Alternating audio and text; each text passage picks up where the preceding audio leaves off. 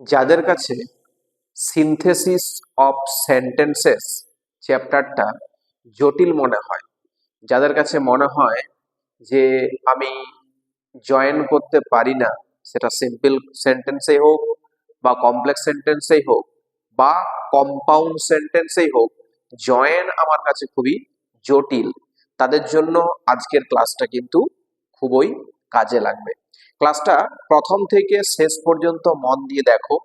আজকের এই ক্লাসটা করার পর তোমার মধ্যে জয়েনিং সম্পর্কে কোনো জটিলতা আর থাকবে না। তাই প্রথম থেকে শেষ পর্যন্ত মন দিয়ে ক্লাসটা দেখো। প্রথমে একটা কথা বলি যে আমরা জয়েনিং করতে গেলে সবার আগে ভয় পাই তো, যে কিভাবে করব, ভুল হয় না ঠিক হয়, এই যে দ্বন্দ্বগুলো আমাদের মধ্যে থাকে। তো আমি বলছি বাক্যটা দেখো কমপ্লেক্স সেন্টেন্স, আমি পার্টিকুলার একটা বাক্য করে দিয়েছি, বাক্যটা হচ্ছে কমপ্লেক্স। এই কমপ্লেক্স সেন্টেন্সে আমি জয়েন করব কিভাবে? প্রথম প্রশ্ন।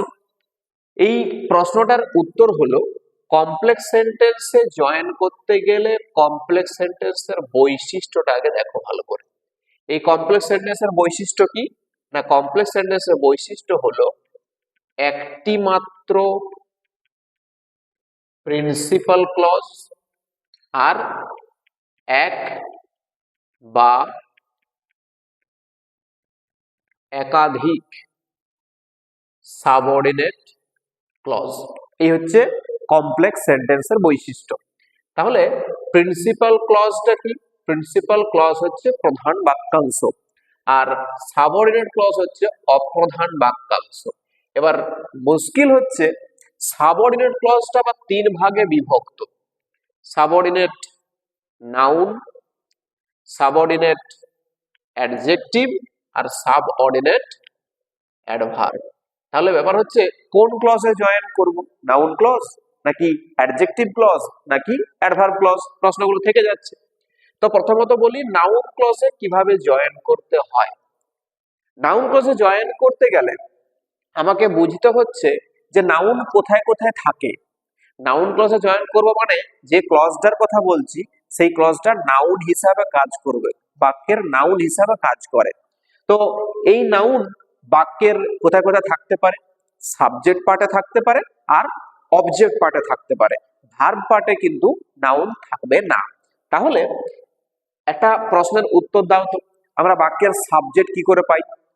বাক্যের সাবজেক্ট পেতে হলে ভার্বটাকে অর্থাৎ মেন ভার্বটাকে কে দিয়ে প্রশ্ন করতে হবে। তাহলে এই নাউন ক্লজ পেতে গেলে বাক্যের মধ্যে থাকা যে মেন ভার্ব আছে সেই মেন ভার্বকে কে দিয়ে প্রশ্ন করো। এই কে দিয়ে প্রশ্ন করলে যে উত্তরটা তুমি পাবে ক্লজের আকারে সেটাই হয়ে যাবে তোমার কাছে নাউন ক্লজ। আর একটা প্রশ্ন বলছি, কি এবং কাকে। কি এবং কাকে দিয়ে প্রশ্ন করলে অবজেক্টের মধ্যে নাউন ক্লজটাকে পাবে। তাহলে কে দিয়ে প্রশ্ন করলে সাবজেক্টের জায়গায় নাউন ক্লজ পাবে, আর কি বা কাকে দিয়ে প্রশ্ন করলে অবজেক্টের জায়গায় নাউন ক্লজ পাবে। ঠিক করে বোঝাতে পারলাম কি? একটা বাক্য দিয়ে বুঝিয়ে দিচ্ছি দেখো। হি was wrong. He was wrong. He admitted ইট। দেখো দুটো বাক্য আছে, হি ওয়াজ রং একটা বাক্য, আর একটা বাক্য হচ্ছে হি অ্যাডমিটেড ইট। ঠিক আছে, এবার কি বললাম যে বাক্যের মেন ভার্ব। তাহলে আমার কাছে দুটো বাক্য আছে, আমি দুটো বাক্যের মেন ভার্বটা দিয়ে প্রশ্ন করব। যেখানে উত্তরটা পাবো সেটা কিন্তু আমার কাছে ক্লজ হতে হবে, সেই ক্লজটা আমার নাউন ক্লজ হিসেবে গণ্য হবে। দেখো তাহলে এখানে আমি যদি ওয়াজ কে প্রশ্ন করি, হি ওয়াজ রং, সে ছিল ভুল। তাহলে ওয়াজটা যদি প্রশ্ন করি ছিল, তাহলে প্রশ্ন করি কে ছিল? সে, সেটা তো একটা শব্দ, এটা তো ক্লজ নয়। আচ্ছা, এবারে কি ছিল না ভুল, কাকে ছিল উত্তর নাই, তাহলে এখানে শুধুমাত্র একটা অবজেক্ট পাচ্ছি, উত্তর কিন্তু আমার কাছে ক্লজের মধ্য দিয়ে এলো না। খেয়াল রাখবে যে ভার্বটাকে তুমি প্রশ্ন করছো সেই প্রশ্নের উত্তরটা কিন্তু দ্বিতীয় বাক্যটা হতে হবে। তবে যে সেটা নাউন ক্লজ হবে। এবার দ্বিতীয় বাক্যটা প্রশ্ন করে দেখো, হি অ্যাডমিটেড ইট, সেটা স্বীকার করে। এই স্বীকার করাটা মেন ভার্ব। একে প্রশ্ন করো কে স্বীকার করে, সে, সাবজেক্টের জায়গায় কিন্তু এলো না। এবার প্রশ্ন করো কি স্বীকার করে, কি স্বীকার করে এর যে উত্তরটা এটা কিন্তু আমাকে ক্লজের মধ্যে, তার মানে এই যে প্রথম বাক্যটা যে সে ছিল ভুল, তাহলে আমার কাছে বাক্যটা কি হয়ে যাচ্ছে দেখো, he admitted, ADMITTED, admitted that he was wrong. ঠিক আছে, তাহলে নাউন ক্লজে জয়েন করার জন্য খুব সোজা একটা পদ্ধতি। প্রথমে বললো বাক্যের ভাগটাকে প্রশ্ন করো কে দিয়ে আর কি দিয়ে এবং কাকে দিয়ে, তাহলে যে উত্তরটা পাবে সেটা হচ্ছে তোমার কাছে নাউন ক্লজ, সেটা দ্যাট দিয়ে, বেসিক্যালি দ্যাট দিয়ে যোগ হয়ে যায়। এবারে বাক্যের সপক্ষে শব্দগুলো বদলাতেই পারে, কনজাংশন গুলো কিন্তু বদলায়। তাহলে আমরা প্রথমত জানলাম যে নাউন ক্লজ দিয়ে বাক্যটাকে কমপ্লেক্সে কিভাবে জয়েন করতে হয় আর নাউন ক্লজ কিভাবে বাক্যের মধ্যে খুঁজে বার করতে হয়। তাহলে প্রসেসটা সোজা লেগেছে। প্রথমত কমপ্লেক্স সেন্টেন্সে জয়েন করার জন্য আরেকবার বলে দিচ্ছি কি কি লাগছে। একটি মাত্র প্রিন্সিপাল ক্লজ আর এক বা একাধিক সাবঅর্ডিনেট ক্লজ। এবার প্রিন্সিপাল ক্লজ মানে প্রধান বাক্যাংশ, আর দেখছি সাবঅর্ডিনেট ক্লজ তিনটা ভাগে বিভক্ত, নাউন ক্লজ, অ্যাডজেক্টিভ ক্লজ আর অ্যাডভার্ব ক্লজ। নাউন ক্লজ কিভাবে পাওয়া যায়, মেন ভার্বটাকে কে দিয়ে, কি দিয়ে, কাকে দিয়ে প্রশ্ন করলে যে উত্তরটা পাওয়া যায় ক্লজের আকারে, সেটাই হচ্ছে নাউন ক্লজ। আজকে দেখো যে বাক্যগুলো আমি এখানে লিখেছি 14খানা বাক্য, এই বাক্যগুলো কিন্তু সব বাক্য কমপ্লেক্স সেন্টেন্সে নাউন ক্লজ দিয়ে আমি যোগ করব। কিভাবে সহজ পদ্ধতিতে যোগটা করা যায় একবার প্রথম থেকে মন দিয়ে দেখো। তাহলে এই যে বাক্যগুলো এটা বললাম নাউন ক্লজ দিয়ে জয়েন হবে, নাউন ক্লজ। আমি কিন্তু ক্লজটা এখানে পার্টিকুলার তোমাদের জন্য করে দিলাম, সব কিন্তু নাউন ক্লজ দিয়ে যোগ হবে। তাহলে বাক্যগুলো দেখো ভালো করে। নোবডি বিলিভস হিম, কেউ তাকে বিশ্বাস করে না, কেউ তাকে বিশ্বাস করে না। হি অলওয়েজ টেলস লাইজ, সে সর্বদা মিথ্যা কথা বলে। তাহলে কেউ তাকে বিশ্বাস করে না, সে সর্বদা মিথ্যা কথা বলে। তাহলে এই বাক্যটাকে আমি নাউন ক্লজে যোগ করব কি করে, প্রশ্ন করে দেখো বিলিভস বিশ্বাস করে না, কে বিশ্বাস করে না, এই যে নোবডি সাবজেক্ট হচ্ছে না, কাকে বিশ্বাস করে না, হিম অবজেক্ট পাচ্ছি, ক্লজের আকারে উত্তর হয়নি। দ্বিতীয় বাক্যের দিকে দেখি কোনো উত্তর পাচ্ছি কি না, তাও পাইনি। এবারে হি অলওয়েজ টেলস লাইজ, সর্বদা সত্য কথা বলে, মিথ্যা কথা বলে, তাহলে টেলস বলেটা যদি ভার্ব হয় এখানে প্রশ্ন করলো কিন্তু কোনো উত্তর আসছে না। তাহলে স্যার করবোটা কি, জয়েনটা করব কিভাবে, বাক্যের অর্থটা দেখো, সে সর্বদা মিথ্যা কথা বলে, কেউ তাকে বিশ্বাস করে না। তাহলে মিথ্যা কথা বলে বলেই তো বিশ্বাস করে না, তাহলে বাক্যটা জয়েন করা দেখো কিভাবে সোজা হয়ে যাচ্ছে। হি সরি হি নয়, nobody, nobody believes him, BELIEVES, nobody believes him as he always tells lies, as he always tells lies, যেহেতু সে সর্বদাই মিথ্যা কথা বলে। Next number 2, they will cure cancer, তারা ক্যান্সার সারিয়ে তুলবে। সায়েন্টিস্টস ক্লেম ইট, সায়েন্টিস্ট অর্থাৎ বিজ্ঞানীরা এটা দাবি করে। তাহলে উইল কিওর, এবার ভার্ব আছে, এই ভার্বটাকে প্রশ্ন করে দেখো যে সারিয়ে তুলবে কে, তাহারা, কি, ক্যান্সার, উত্তর হয়নি। সায়েন্টিস্ট ক্লেম ইট, দাবি করে, দাবি করাটা যদি ভার্ব হয় কি দাবি করে দেখো, দে উইল কিওর অ্যান্সার। তাহলে scientists, SCIENTISTS,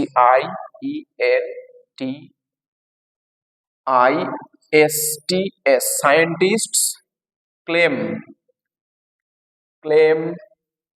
that they will cure cancer. Scientists claim that they will cure cancer. Next, who is she? Who is she? Say K? No one knows it, কেউ এটা জানে না। দেখো তাহলে হু ইজ সি, একে প্রশ্ন করলে কিছু পাচ্ছি না, কেউ জানে না, কি জানে না, যে সে কে।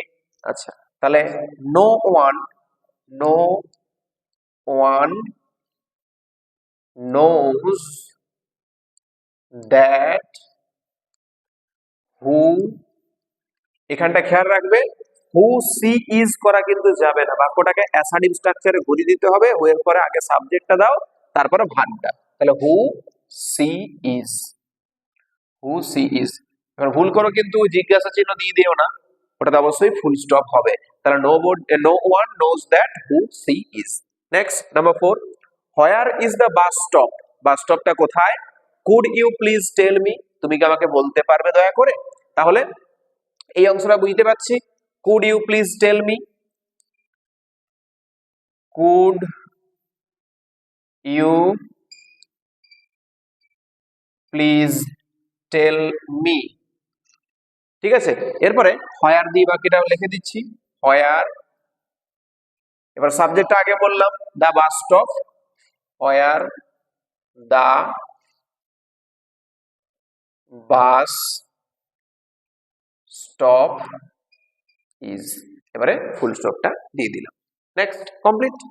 Number 5, he gave me this thing, সে আমাকে এই বস্তুটা দিয়েছিল, I want to tell you this, আমি এটা তোমাকে বলতে চাই। তাহলে আমি তোমাকে এটা বলতে চাই, কি বলতে চাই, যে সে আমাকে এটা দিয়েছিল। তাহলে I want to tell you that he gave me this thing, he gave me this thing. Next number 6, he is a doctor, সে একজন চিকিৎসক, আই নো দিস, আমি এটা জানি। তাহলে আমি জানি, কি জানি, যে সে একজন চিকিৎসক, সহজ। তাহলে I know that he is a doctor, সে একজন চিকিৎসক, ব্যাস সোজা।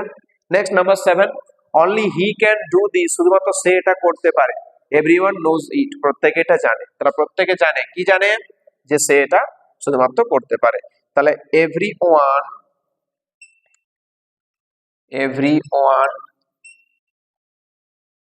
Knows that only he can do this, he can do this. প্রসেসটা বুঝলেই বাকিটা কিন্তু সোজা, বাকি সমস্ত বাক্য তুমি পারবে যদি নাউন ক্লজটা ঠিক করে বুঝে নিয়েছো। How did he solve the problem, কিভাবে সে সমস্যার সমাধান করেছিল, it is still a mystery, এটা এখন একটা রহস্য। তাহলে it is still a mystery, it is still a mystery, কি মিস্ট্রি, কি রহস্য না, how did he solve the problem, how did he solve the problem, clear. তাহলে it is still a mystery, how did he solve the problem. Next number 9, he Sage something, সে কিছু বলেছে, there is no meaning in it, এর কোনো অর্থ নেই। তাহলে there is no meaning in what he says, in what he says, সহজ। Next number 10, I have no interesting, I have an interesting face, আমার একটা আকর্ষণীয় মুখ আছে, it is nice to be told so. তাহলে it is nice to be told so that I have an interesting face. I have an interesting face. Next, he will come back, সে ফিরে আসবে, I am sure of it, আমি এটাতে নিশ্চিত। তাহলে I am sure of it that he will come back. Next, number 12, she will win the prize, everybody believes it, সে পুরস্কারটা জিতবে, প্রত্যেকে এটা বিশ্বাস করে। তাহলে everybody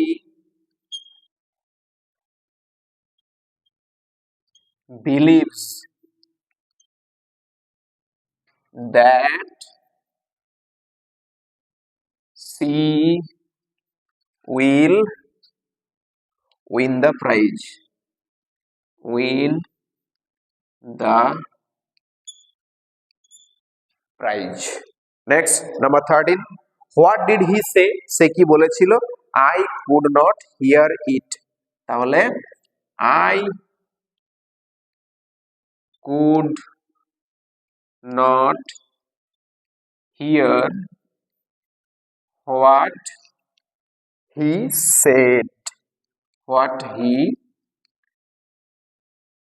said। আচ্ছা বলো তো said কেন লিখলাম, এই অক্সিলারি ভার্বটা উঠে যে এই মেইন ভার্বটা পাস্ট হয়ে গেল, তাই said। Next number 14, did he tell the truth, সে কি সত্য বলেছিল, we are still unsure, তাহলে we are still